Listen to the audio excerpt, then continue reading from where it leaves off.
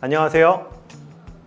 닥터빌리프 이경민 원장입니다. 최근에 이런 기사를 봤는데요. 보건복지부에서 의료 목적으로 한국에 방문한 외국인 환자가 전년도 대비 70% 정도 증가했다는 뉴스를 접했습니다. 전 세계를 강타했던 코로나19 때문에 최근 몇 년간 외국인 환자를 유치하기 어려웠는데요. 점점 회복되면서 코로나 이전 수준의 50% 정도를 회복했다는 내용의 기사였는데, 빌리프에서도 외국인 고객분들이 방문이 점점 늘고 있어서 이런 기사가 체감되는 부분이기도 합니다. 그래서 오늘은 세계적 추세인 K의료가 세계 속에서 빌리프 성형외과에 대해서 알아보도록 하겠습니다. 먼저 ISAPS 국제미용성형외과 학회 발표 자료인데요. 올해 9월 1일이었죠. ISAPS 연중 미팅이 있었습니다. 90여 개국에서 1000여 명이 넘는 성형외과 의사들이 모여서 성형의 최신 지경과 환자 안전을 위해서 의논을 하는 자리인데요. 이런 ISAPS에서 올해 낸 보고서에 따르면 세계적으로 작년 대비 미용 수술이 11.2% 정도 증가했다는 내용입니다.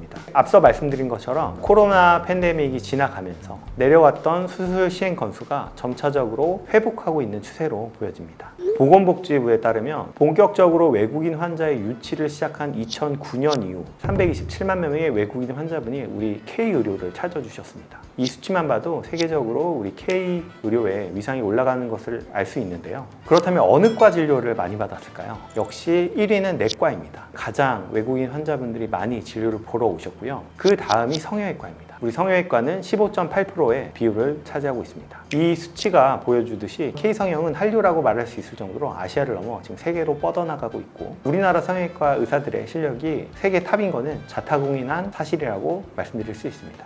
그러면 어느 국가에서 많이 왔을까요? 2022년 192개국에서 우리나라를 방문해 주셨는데요. 그 순서는 미국, 중국, 일본, 태국, 베트남 순서였습니다. 그럼 저희 빌리프 성형외과가 속해 있는 강남구는 어떨까요? 미국, 중국, 태국, 일본, 몽골, 베트남 순서였습니다. 마찬가지로 강남구의 의료 관광객은 코로나 이전 수준인 14만 1,808명에는 크게 못 미치지만 대략 40% 정도의 회복 추세를 보이면서 빠르게 증가하고 있는 추세입니다.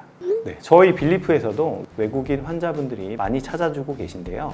저희 빌리프 성형외과는 대략 90% 정도는 우리나라 고객분들께서 오시고 대략 10% 정도는 외국인 고객분들이 방문해주고 계신데요. 빌리프의 통계는 어떨까요? 일본, 미국, 중국, 싱가포르, 호주, 캐나다 순서대로 많이 방문해 주셨습니다. 강남구나 우리나라 통계에 비해서 빌리프에는 일본 고객분들이 많이 오시는데요. 일본도 초고령화 사회로 진입한 지 오래된 나라이기 때문에 항노화 수술에 특화되어 있는 우리 빌리프 성형외과에 일본 고객분들이 많이 내원하시지 않나, 이런 생각을 해보게 됩니다.